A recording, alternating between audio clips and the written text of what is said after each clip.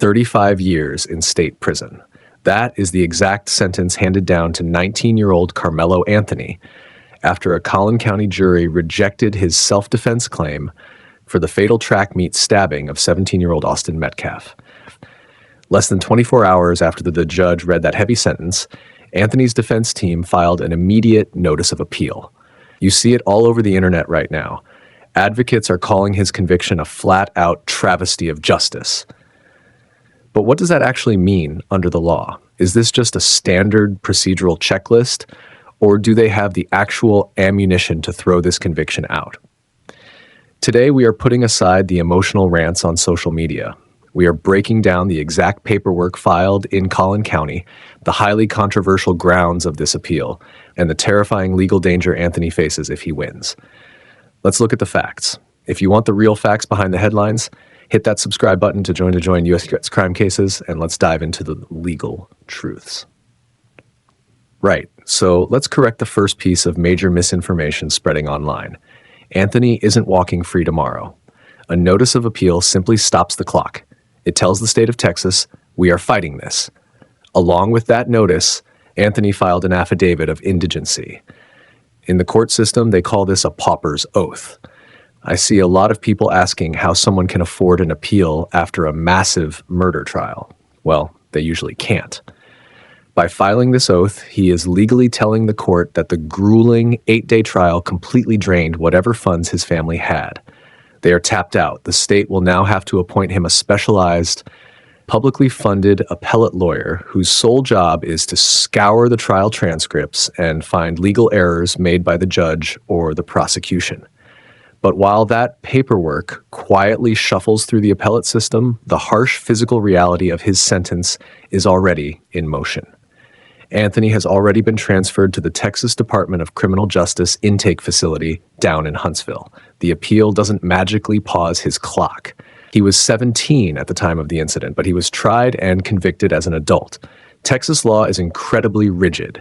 Because a knife was used and the conviction secured was first-degree murder, it's classified under Texas law as an aggravated offense. The math here is absolute and unforgiving. He must serve a mandatory minimum of 50% of his sentence before he is even legally eligible to apply for parole. That means he will serve exactly 17.5 years behind bars before a parole board will even glance at his file. Wow. Think about that for a second. He'll spend his 20s and the prime years of his 30s in maximum security. The Texas prison system does not shield you or go easy on you just because you were a teenager when you made a fatal mistake. You enter the adult system, and you serve adult time. To understand why this appeal is happening and why the public is so fiercely divided on it, we have to look at what the court record says actually happened on April 2nd, 2025. It was a high school track meet at Kuykendall Stadium in Frisco, Texas. It was raining.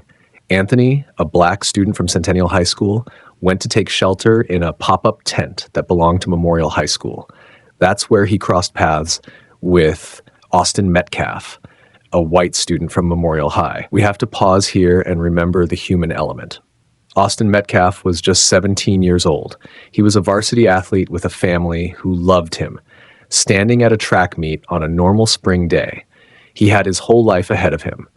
The loss his family experienced that day is unimaginable. A simple school sporting event turned into the day they lost their son forever. We always have to keep the gravity of that loss at the center of this story. If you look at the physical matchup between the two teenagers, it's a detail the defense leaned on heavily during the trial. Metcalf stood 6'1" and weighed around 215 pounds. Anthony was significantly smaller, standing about 5'8" and weighing 130 pounds. This wasn't a premeditated, planned confrontation. It was a localized dispute over a bench seat under a rain tent. It's the kind of territorial teenage argument that usually happens hundreds of times a day across the country and ends in some yelling and bruised egos. But within just a few tense seconds, it permanently altered multiple families' lives. According to the police reports and the testimony presented at trial, Metcalf and some of his peers told Anthony to leave the tent multiple times. The prosecution laid out a timeline where Anthony was the one provoking the situation, refusing to leave a space that wasn't his. The state presented witness testimony suggesting Anthony warned the other students he had a weapon in his bag. When the physical altercation finally sparked, prosecutors called Anthony's actions a sneak attack. Collin County District Attorney Bill Werski was very clear in his public statements following the trial. He said this case was about a provoked, unjustified murder. The prosecution's core argument was anchored on one undeniable, tragic fact. Austin Metcalf was completely unarmed.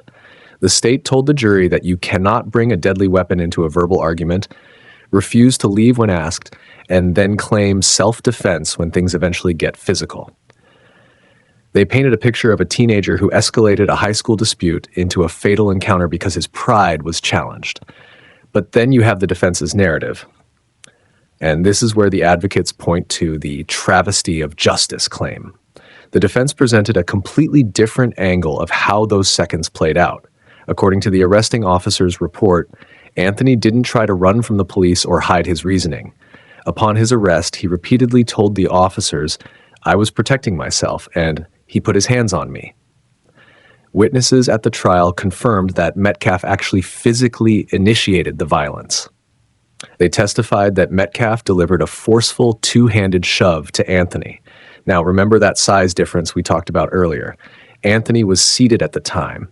The sheer force of that shove from a 215-pound athlete pushed the 130-pound teenager backward, knocking him violently into the metal bleachers.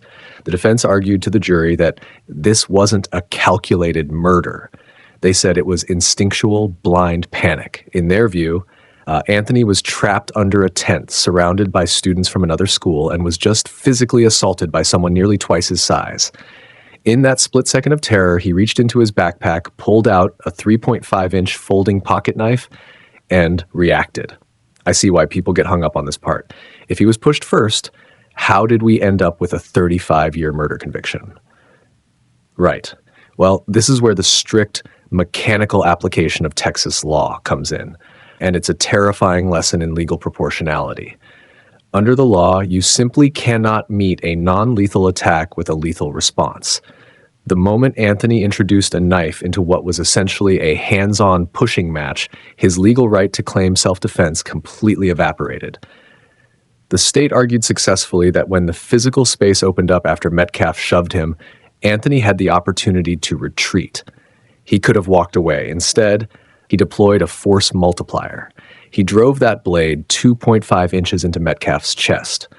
The medical examiner testified in court that the blade tragically pierced Metcalf's heart. Both teenagers allowed a momentary impulsive clash over a stadium tent to dictate an interaction that cost one his life and the other his freedom. This brings up a massive debate that is fueling this entire appeal process. Was a 35-year sentence proportional to what actually happened? If an unarmed athlete initiates a physical assault by aggressively shoving a much smaller seated teenager backward against metal bleachers, does locking that teenager up for 3.5 decades correctly weigh the shared fault of the incident? The jury looked at this and followed the strict letter of the law.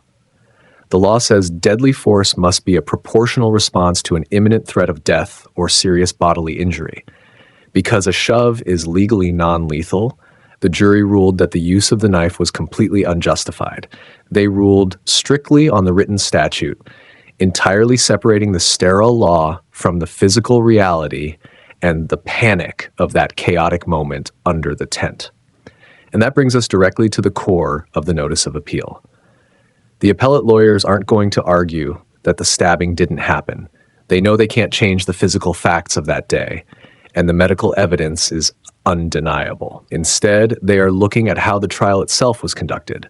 They are looking closely at the jury selection process, the specific instructions the judge allowed the jury to hear, and whether the judicial system itself failed to give Anthony a fair, unbiased platform to argue his side. When advocates call this a travesty, they aren't saying Anthony is completely innocent of the stabbing. They are arguing that the trial was procedurally flawed against him from the very moment jury selection began. The appeal will dig into those procedural errors, challenging the foundation of how that 35-year sentence was built. We have to look at this objectively. A young man lost his life and another lost his freedom. But the justice system promises a fair trial, and the defense believes that promise was broken. The next phase of this legal battle won't take place in front of a jury. It will take place in piles of legal briefs, where appellate judges will dissect every single word spoken in that Collin County courtroom to see if the rules of justice were actually followed. So when advocates and people online call this entire thing a travesty of justice, they are pointing their fingers directly at the jury box. I want you to understand that this appeal we are talking about, it centers entirely on trial procedures. It is not about discovering new magical evidence. Nobody is claiming they found a secret video on someone's phone or a brand new witness who changes the story. The physical court record of what happened under that tent is set. What the defense is arguing now is that the justice system itself failed to play by its own constitutional rules. And the main focus of this massive public outcry is the jury selection process, which ultimately resulted in 0 black jurors sitting on that final panel. Now, let's talk casually about how this actually works. Jury selection isn't just pulling 12 random people off the street and sitting them in a box. Lawyers from both the prosecution and the defense interview a large pool of people. They get to strike or remove certain individuals they feel might be biased against their side. But there are strict federally mandated constitutional rules about why you can strike someone. During this trial's jury selection, the defense raised what the court calls a Batson challenge. Right? A Batson challenge. If you haven't heard of it, it comes from an old Supreme Court case, and it is a specific legal rule that strictly prohibits lawyers from excluding potential jurors based solely on their race. You simply cannot do it. When the prosecution used their strikes to remove potential black jurors from the initial pool, Anthony's defense attorneys immediately stopped the clock. They flagged the procedure. They asked the judge to intervene on the record, legally claiming the state was actively removing these individuals simply because they shared the same race as the defendant. Wow. When you think about the tension in that courtroom, you can feel how incredibly heavy that moment must have been for both families sitting in the gallery. The judge reviewed the defense's challenge and asked the prosecution to formally explain their choices. The police and the prosecution said race had absolutely nothing to do with it. The court stated that the prosecution provided valid, race-neutral reasons for striking those specific individuals. The judge accepted those reasons and allowed the dismissals to stand. Because of that judicial ruling, the final jury that ultimately convicted Karmelo Anthony was made up entirely of white, Asian, and Hispanic members. There was not a single black juror on the panel. Online advocates and defense supporters immediately rallied around this point. I see exactly why they are raising the alarm when you look at the raw optics of the situation. They argue that this ruling essentially stripped Anthony of a fair cross-section of his own local community. Think about the dynamics here. We have a highly publicized, deeply tragic trial involving a black defendant and a white victim. The advocates argue that the complete absence of black jurors fundamentally compromises the constitutional fairness of the trial from day one. They are asking a very valid question. How can you honestly have a trial by a jury of your peers if your peers are explicitly removed from the room before the opening statements even begin? When this appeal finally reaches the higher courts, the appellate lawyers are going to heavily scrutinize the judge's decision to deny that Batson challenge. They will read every single line of the transcript from that jury selection. If they can legally prove that the prosecution's strikes violated constitutional standards, the appeals court could completely overturn the murder conviction. And they would do this based purely on procedural grounds, without ever looking at the facts of the stabbing itself. If you haven't subscribed to U.S. crime cases right now, please hit that button. We explore the honest legal facts behind these tragic courtroom stories. Now, let's move into the second major legal battleground of this appeal. It's what Texas law refers to as the sudden passion argument. This part of the controversy happened later, during the sentencing phase. You see, once the jury came back with a guilty verdict for murder, the trial shifted gears. The question was no longer whether Anthony committed the crime. The jury had officially decided he did. The question became, how much of his life does he forfeit for doing it? During this penalty phase, the defense begged the jury to deeply consider if the stabbing was a crime of sudden passion. In Texas law, sudden passion means a person acted out of genuine terror or extreme emotion provoked directly by the individual who was killed. And it specifically means they acted in that very frantic moment, without any time for calm reflection. The law actually acknowledges that human beings can be pushed into a state of sheer panic where their normal, rational decision-making shuts down completely. If the jury had accepted that Anthony acted out of sudden passion during that fast-moving altercation at the track meet, it would have changed everything about his future. Under the law, a successful sudden passion defense caps the maximum possible sentence you can receive. Instead of facing up to 99 years or life in prison, his maximum sentence would have dropped down to just 20 years. That is a massive, life-altering difference in adult prison. 2 decades versus the rest of his natural life. The defense painted a picture of absolute fear to try and prove this. They asked the jury to remember the physical shove we talked about in the last video. They argued that when Metcalf, who was significantly larger and older, aggressively shoved Anthony backward into those metal bleachers, Anthony felt a sudden, overwhelming wave of absolute terror. They argued it was a raw survival instinct kicking in, not a calculated, cold-blooded desire to murder someone over a rain tent. Right. You can understand how a parent watching this trial might feel deeply conflicted listening to that. Anthony's family is sitting there watching their son, fully knowing he made a terrible, lethal choice, but desperately hoping the jury sees the sheer panic of a 130-pound teenager being physically overpowered by an athlete nearly twice his size. They wanted the jury to see his humanity and his fear, but the prosecution pushed back hard against that narrative. The state argued firmly that there was no genuine terror, only anger and bruised ego. The police said Anthony was simply angry that he was being told to leave a space he didn't belong in. The prosecution told the jury that feeling disrespected or getting mad because someone physically pushed you does not legally equal sudden passion. They argued that Anthony had plenty of time to walk away and de-escalate. Instead, he chose to reach into his bag, pull out a folding knife, and retaliate with deadly force. When you look at this from the perspective of Austin Metcalf's family, you have to feel profound empathy. They are sitting in that exact same courtroom, listening to the defense try to minimize the murder of their unarmed son by claiming the killer was just scared. For them, there is no sudden passion that justifies driving a blade into their child's heart over a simple physical shove. Their son was a varsity athlete, a beloved friend, a brother, and his life was stolen in a matter of a few senseless seconds. They wanted strict accountability, and the prosecution fought fiercely to give it to them. Ultimately, the jury had to weigh these two incredibly emotional narratives against the cold, hard text of the Texas Penal Code. After deliberating for hours, the jury rejected the sudden passion claim entirely. They did not buy the narrative of terror. They came back into the courtroom and handed down a flat 35-year sentence in state prison. So what does the official appeal say about this? The appeal claims that the jury was not given the proper structural framework to properly evaluate that sudden passion defense. What they mean by that is they believe the judge's written instructions to the jury were legally flawed and confusing. When a judge sends a jury into the deliberation room, they have to read them a very specific set of rules on how to interpret the law. It can be incredibly confusing for 12 regular people to decipher complex legal jargon. The defense's appellate lawyers are arguing that the judge failed to properly explain how the law applies to fear and provocation.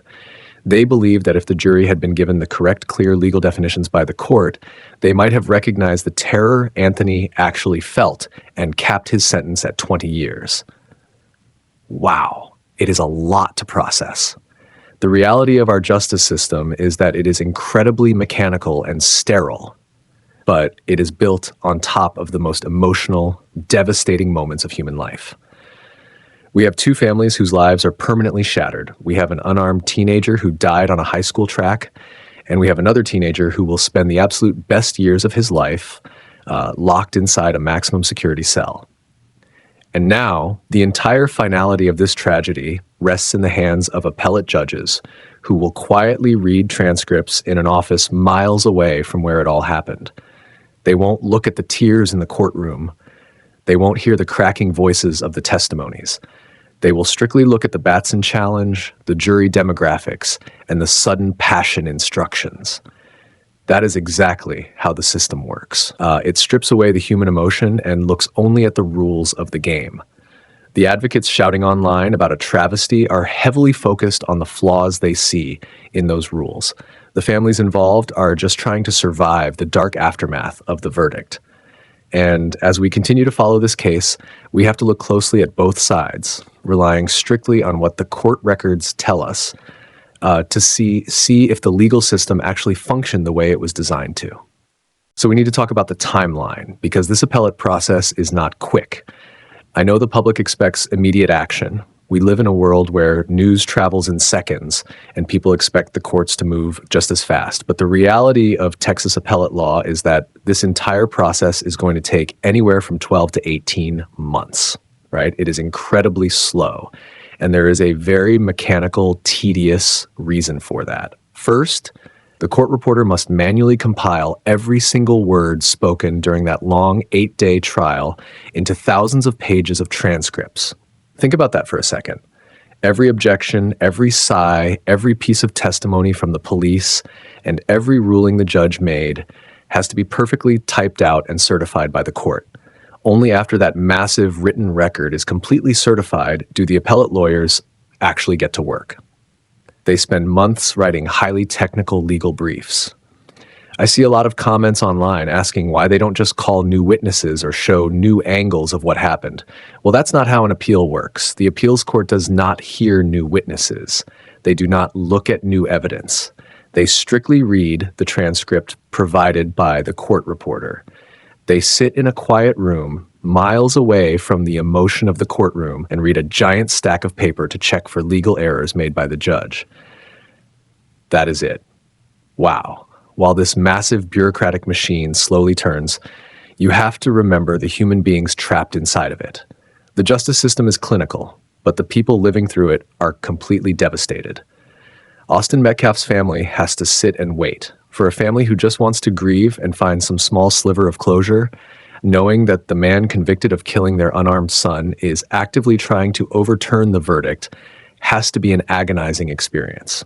According to victim advocates, the appeals process often forces families to relive the trauma all over again. They have already sat through an excruciating trial. They listened to the medical examiner detail exactly how their loved one died. Now, they have to wait another year and a half just to see if the 35-year sentence will even stick. On the other side of this tragedy, Karmelo Anthony is sitting in a maximum security adult prison. He doesn't get to wait this out at home. The court said his sentence began the moment the gavel fell. He is living the harsh daily reality of his 35-year sentence every single day, while his appointed lawyers file paperwork. His family, completely drained emotionally and financially from the trial, is also stuck in this painful limbo, hoping an appellate judge they will never meet finds a procedural error in the transcripts. So that brings us to the biggest question. Is this appeal actually a smart move? On paper, yes. You don't just quietly accept a 35-year prison sentence without exhausting all of your legal options. That is what the appeals system was built for. But practically speaking, it is a terrifying gamble. If Anthony wins this appeal, his conviction is completely erased, but his criminal charges are not. Winning an appeal means a total trial reset. I see people get confused by this all the time. They think a successful appeal means the defendant just walks out the front door and goes home. No. If the appellate court rules in his favor, the state simply resets the board and puts him on trial a second time for the exact same crime. And here is the dark secret about how this works. Because a successful appeal legally waives double jeopardy protections regarding sentencing, the state gets a do-over. They get to try again. Except this time, the prosecutors know exactly what the defense's strategy is. They will correct their jury selection mistakes. If the appellate court says the judge messed up the Batson challenge and allowed an unfair jury, you better believe the prosecution will make sure the second jury passes every single constitutional test, right? The state will be fully prepared. And if a second jury hears all the evidence, looks at the police reports, listens to the witnesses describe the altercation, and finds him guilty again, they are not bound by the original 35 years. They start with a blank slate. They are completely free to hand him a much harsher sentence. By fighting a 35-year sentence, Anthony is risking 60 years, 90 years, or a permanent life sentence if he actually wins the appeal and then loses the retrial. It is a massive roll of the dice with his entire life. Despite that massive risk, the internet remains deeply split on this case. One side of the public demands unyielding justice for Austin Metcalf's family. They point to the undeniable fact, established by court records and witness testimony, that an unarmed teenager was killed at a high school sporting event. For them, a 35-year sentence is just basic accountability. They look at the police reports showing a knife was brought to a fistfight, and they say the jury got it absolutely right. They want the focus to remain strictly on the victim who lost his life, not on the procedural legal maneuvering of the person who took it. The other side argues something entirely different. Defense advocates and civil rights watchers claim that a trial with 0 black jurors in a high-profile case involving a black defendant and a white victim fundamentally undermines the integrity of the entire justice system. They argue that if the foundation of the trial was legally flawed during jury selection, the verdict simply cannot be trusted, no matter what the police said happened under that tent. They believe you cannot separate the mechanics of justice from the outcome of justice. But here's the hard truth. The appellate court won't look at social media trends.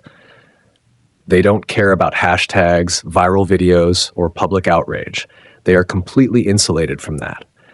The judges will only look at the certified court documents to see if there were clear, undeniable constitutional violations. They will look at what the judge said, what the lawyers objected to, and how the law was applied in that specific room in Collin County. This entire tragic case, from the horrific split-second decision under a rain tent to the slow grind of the appellate courts, leaves us with several critical questions about how our justice system actually operates. And I really want to hear what you think about these specific legal mechanics. We have to talk about this rationally. First, from a strict legal standpoint, should the procedural standard for a fair trial require a jury to strictly reflect the demographic makeup of the local community? Or is a randomized pool sufficient as long as no explicit proven discrimination happens during the selection process? It is a tough line to draw, but the courts have to draw it every day. Second, look at the gamble we just talked about. Texas law allows a second jury to issue a harsher sentence if a conviction is overturned on appeal. Do you think this massive risk serves as a necessary check against endless, frivolous appeals? Or does it unfairly penalize defendants for simply exercising their constitutional right to challenge trial errors? And finally, when a defense team presents a sudden passion argument, should the judge automatically include it in the jury instructions just to let the panel decide for themselves? Or is it the judge's proper legal duty to block it if they feel the physical trial evidence, like a simple push, doesn't meet the legal threshold of genuine terror? Drop your thoughts in the comments below. Let's keep the debate factual and respectful of the families involved. Thank you so much for staying till the end. If you haven't subscribed to U.S. Crime Cases yet, please hit that button now. See you.